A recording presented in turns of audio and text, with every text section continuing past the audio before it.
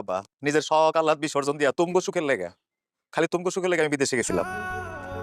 গত কয়টা বছর, গত 10 বছর আমি যে টাকা ইনকাম করে পাঠাইছি, নাইলেও কোটি টাকা নিচে হইব না। এই টাকা দিয়ে তোমরা কে কি করছো না করছো, কোন জায়গায় কি সম্পদ করছো, কোনোদিনকে আমি একটাবার খোঁজ নিছিলাম, খবর নিছিলাম? লই নাই। কিন্তু আজকে আমার বিপদের কথা শুই না, আমার বউ, আমার বাপ, আমার ভাই, আমার বোন সবাই আমার থেকে মুখ ফিরিয়ে নিলেন।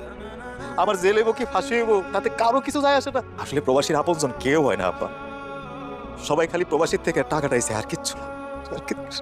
চুপ কর। আর একটা কথা বলবি না, আমি আছি না, আমি তো তোর মা, আমি তো আছি। তুমি আসো বলি তো বাইসে আছি ভাই।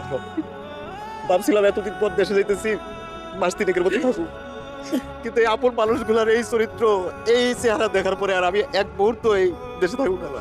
আমি এই মুহূর্তে চলে যাবো মা। জানো মা, আমার না কোনো জরিমানা হয় নাই, আর আমি মানুষের সাথে কোনো বিপদেও পড়ি নাই। আমি খালি নাটকটা করে আমার আপন মানুষগুলার আসল চেহারাটা দেখলাম, আসল চেহারাটা দেখলাম। একজন প্রবাসী বিপদে পড়লে তার আসল মানুষ, তার ঘরের মানুষ তার আপন না, এটা আজকে প্রমাণ পাইলাম। তুমি ভালো থাকো, ভালো থাকো মা, আমি গেলাম।